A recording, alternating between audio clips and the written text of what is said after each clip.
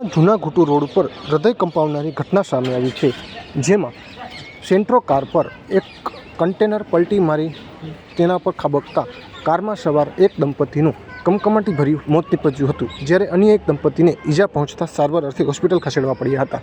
મળતી માહિતી મુજબ મોરબીના જૂના ઘૂંટુ રોડ પર આવેલા નવનાલા વિસ્તાર તરીકે જાણીતા પુલિયા પાસે આજે બપોરના 12 વાગ્યાની આસપાસ એક કન્ટેનર રોડ પર વળાંક લઈ રહ્યું હતું. તે દરમિયાન કન્ટેનર કોઈ કારણોસર કાબુ ગુમાવતા કન્ટેનર ત્યાંથી પસાર થતી GJ3ER 2412 નંબરની સેન્ટ્રો કાર પર પડ્યું હતું.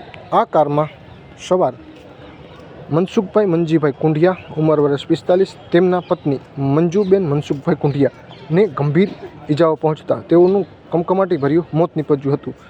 નાથાભાઈ મંજીભાઈ કુંડિયા અને તેમના પત્ની જયાબેન નાથાભાઈ કુંડિયાને ગંભીર ઈજાઓ પહોંચતા સારવાર અર્થે હોસ્પિટલ ખસેડવા પડ્યા છે.